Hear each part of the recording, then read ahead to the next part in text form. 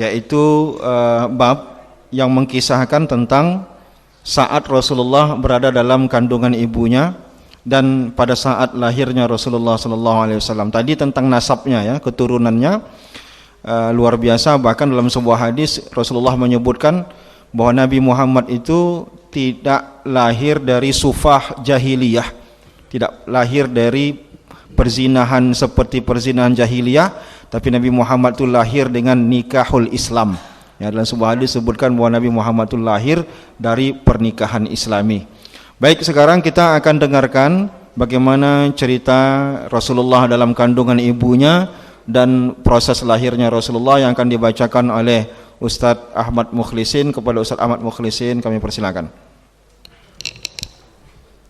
Bismillahirrahmanirrahim. Assalamualaikum warahmatullahi wabarakatuh.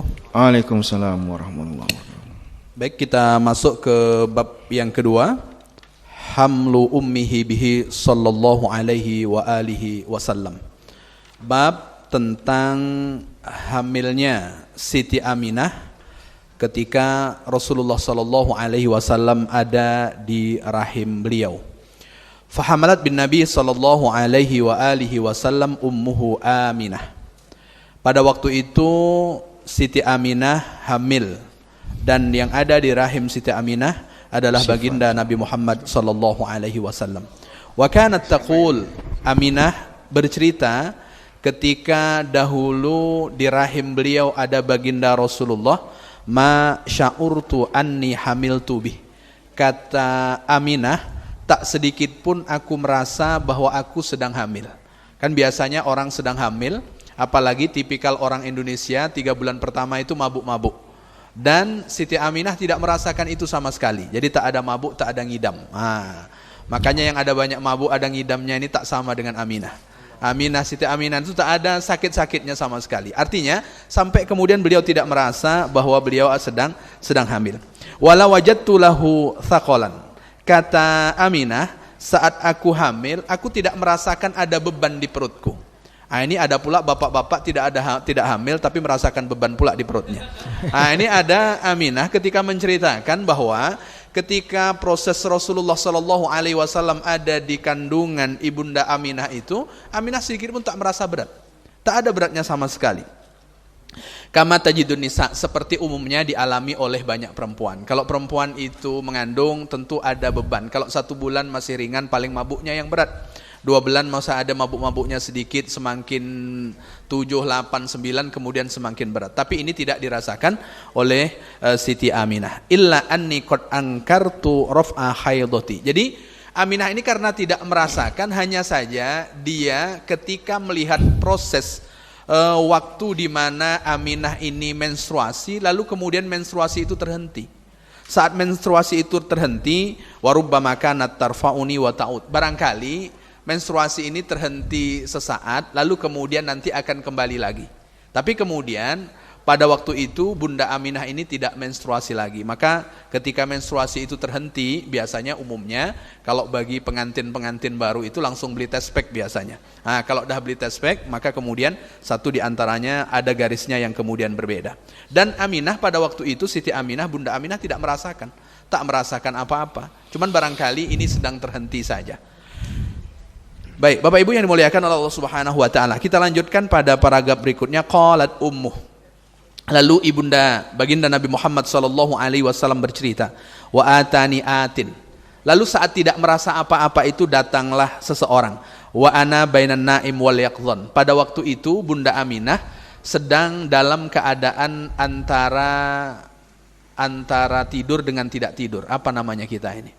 Ya pokoknya kalau duduk, telayang inilah. Artinya mata pejam tapi masih sadar dengan orang yang ada di sekitarnya. Ketika ada ayam lewat, ada ayam lewat. Itu yang dialami oleh Bunda Aminah. Pada waktu itu faqal hal sya'arti annaki hamalti.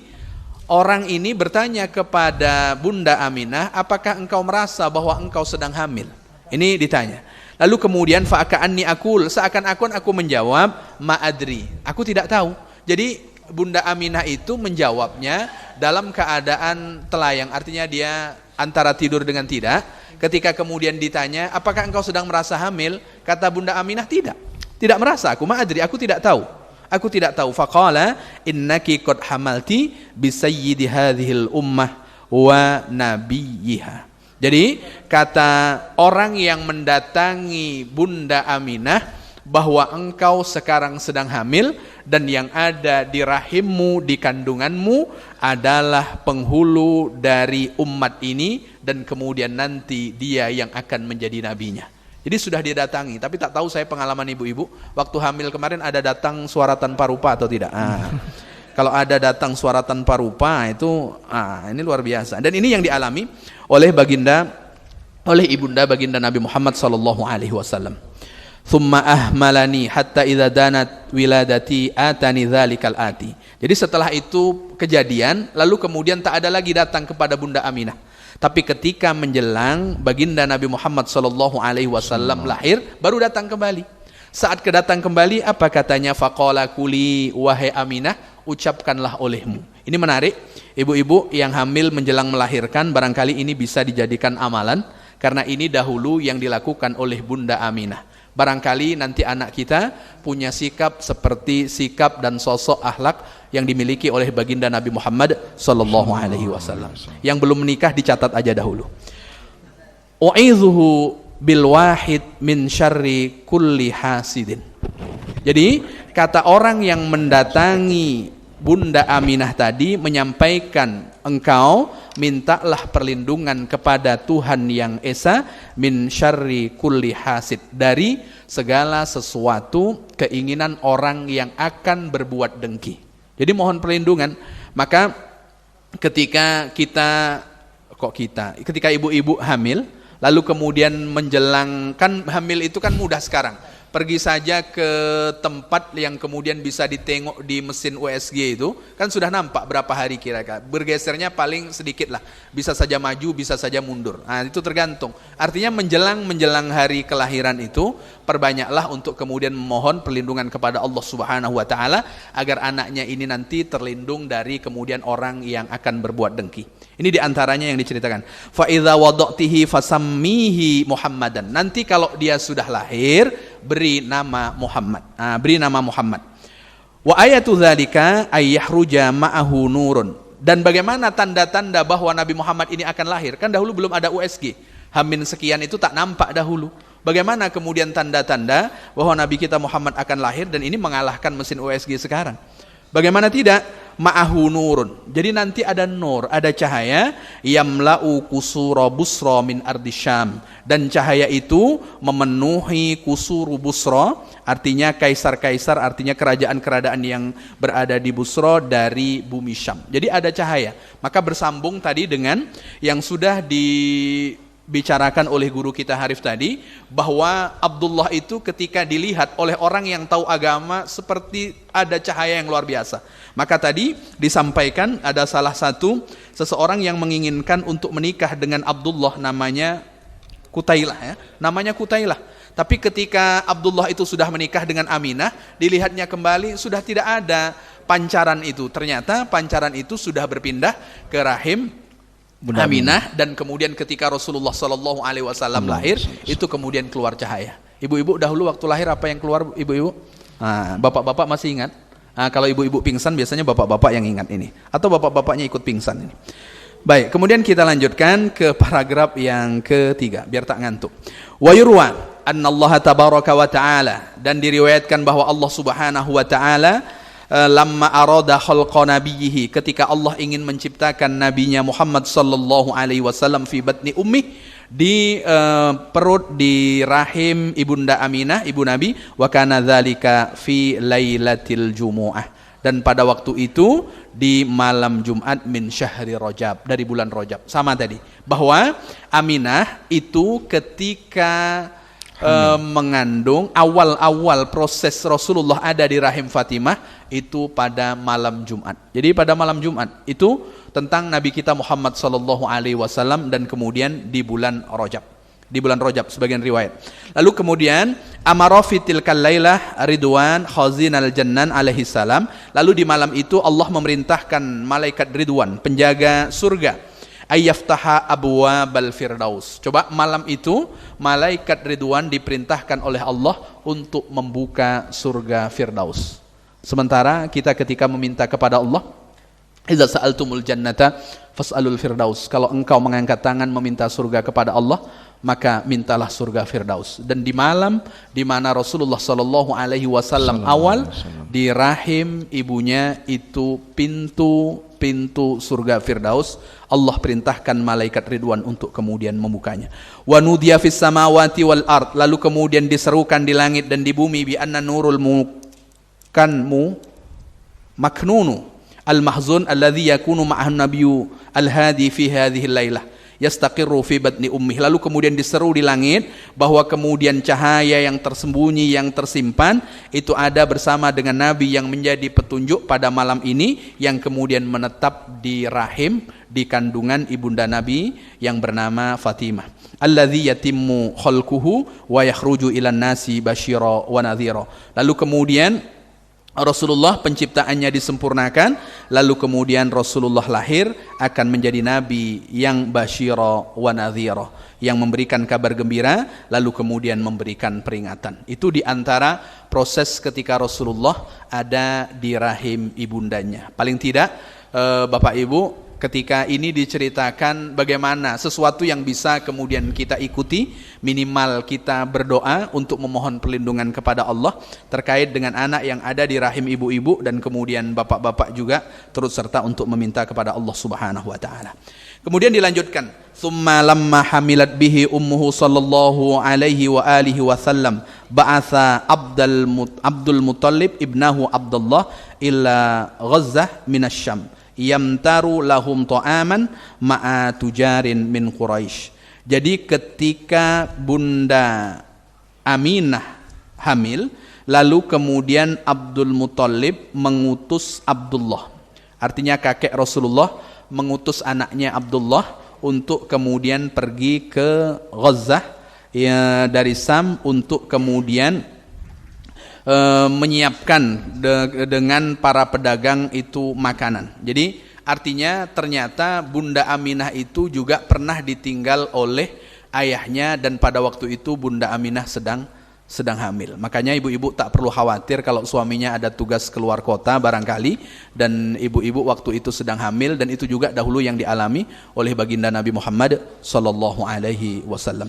Falamma raja'u marido Abdullah. Lalu kemudian saat pulang, kemudian Abdullah itu sakit.